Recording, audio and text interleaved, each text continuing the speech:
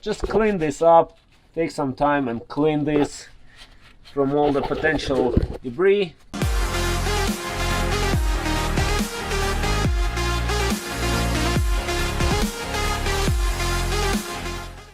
And hello and welcome to another Xterra video where I work on my truck. Sometimes I'm successful, sometimes I'm not.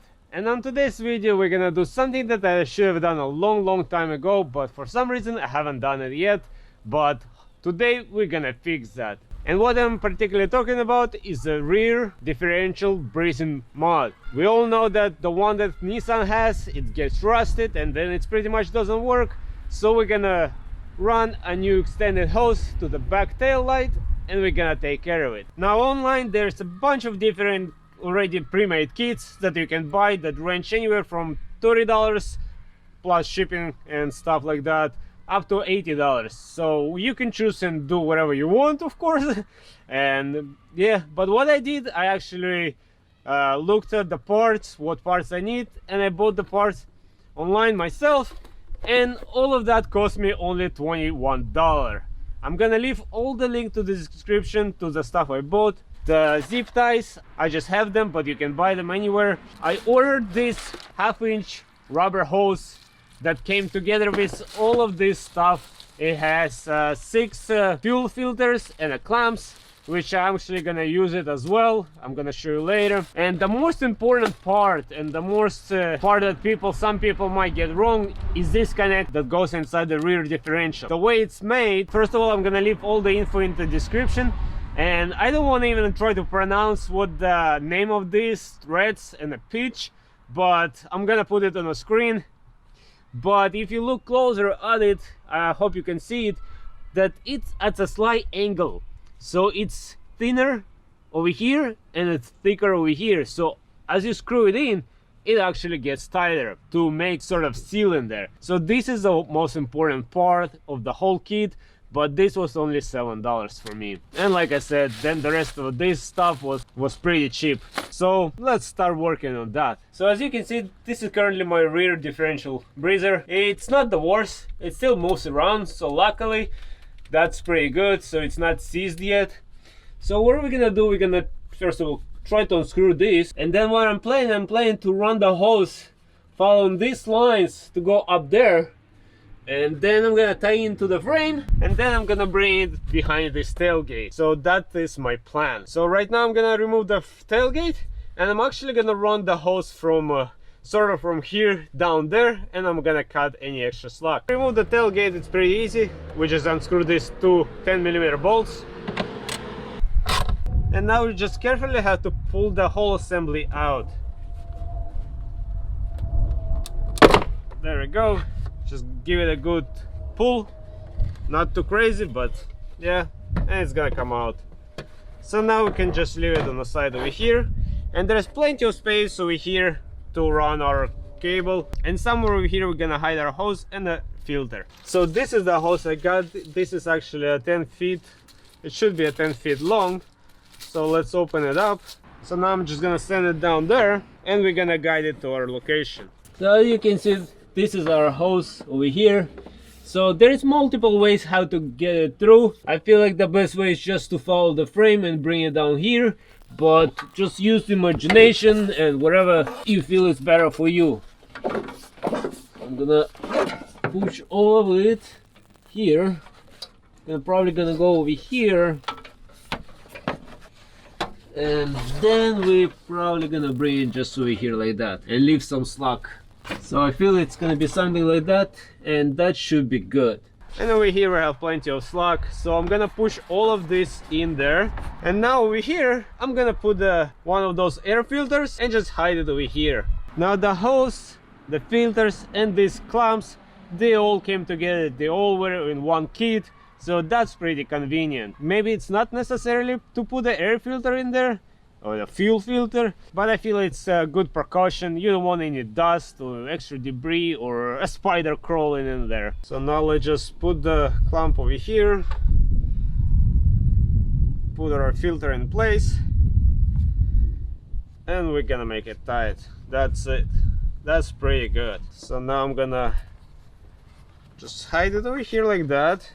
probably gonna put one zip tie over here just to hold it in place, and then I'm just gonna put it like that. And so it's gonna be something like that, but maybe better.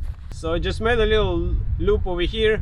I put the zip tie to this wire over here, which is for my camera, just to keep it a little bit higher. So when I push the assembly in, it's gonna be hiding over here.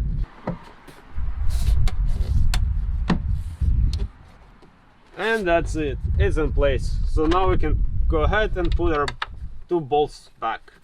There we go. So now we can guide our hose over here.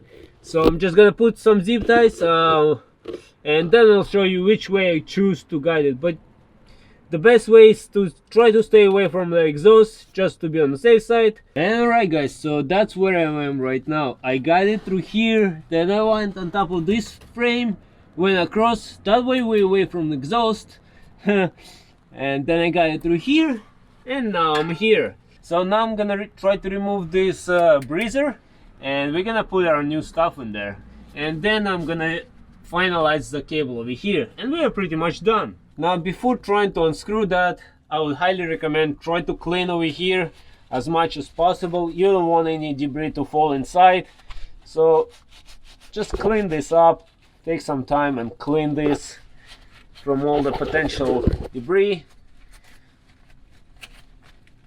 and then you can start proceeding and unscrewing this.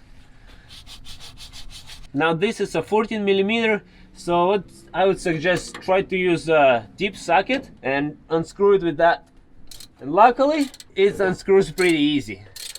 Now as you unscrewing it, it might reveal some more debris underneath, so let's just clean that too. There we go. And this is our old one.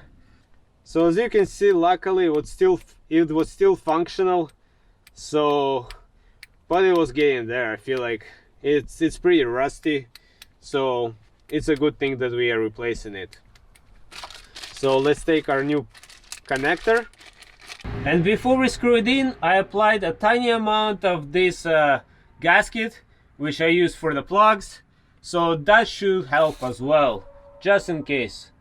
So now let's see if the threads still match. Just gotta make sure you go careful. Just gotta make sure you align the threads properly. You don't want to be crooked or anything. Now carefully we're gonna screw it in. Now this is actually a 7/16, the key for it. But what I feel like, I could be wrong, but I don't think this is original.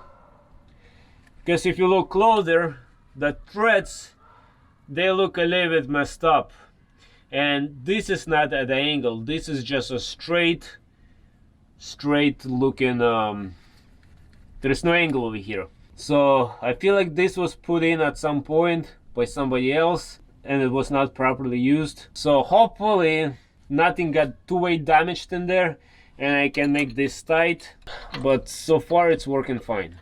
Okay, I feel like this is pretty tight. Again, this is a copper or brass. You'll want to over torque it, because then everything's gonna strip, and that's not gonna be good. But I put a gasket there, so that should be good. Like I said, this unit is the one that's supposed to go into Nissan, but you know. Now I'm gonna put a couple of these straps over here. I might actually replace them later over here for something else, for like the screw-on ones. But for now, I think this should be good, because this is gonna go in pretty tight in there. And this seems to be a pretty good, well built. Okay, now this is all the way. Now I'm gonna put one all the way down here. There we go. And the second one, just to be on the safe side. There we go. This looks pretty good to me, guys. So now I'm gonna put another zip tie over here like that to hold it away, and we're pretty much done. There we go, guys, and all of this is done. So I'm gonna keep an eye on this to just make sure it doesn't leak. And the way I did it like that, I feel we're still gonna have a good articulation, and the hose is not gonna get extended to anything, and it's out of the way of everything. So this is pretty good. Now I said I'm glad this came with multiple air filters, so I'm actually gonna use one over here. This is a front differential air breather, but it doesn't have anything. I mean, maybe it's not necessary, but I'm gonna put one over here anyways. A clamp over it, and that's it. I feel like this is much better set up like that. And alright guys, we're all done. Now we have our air filter on a front diff air breather, and we did a rear differential breather, so now it's all should be good. I'm a little bit concerned about that part. Like I said, this doesn't look original. I mean, it might be, but the threads look, if you look closer, they look a little bit messed up. Like this was not put right or something, but hopefully it should be good. So once again, I'm gonna leave all the links in the description. Before I bought that connector, I actually checked on multiple sites and everything, and it is, according to all the specification over there, it is the right one. It's probably just the issue with the what I had there before, but it worked pretty good. It sits tight in there, and I'm gonna keep an eye on it. So on this note, I hope you guys enjoyed this video. I hope you might find it helpful, and until next time, everybody, bye.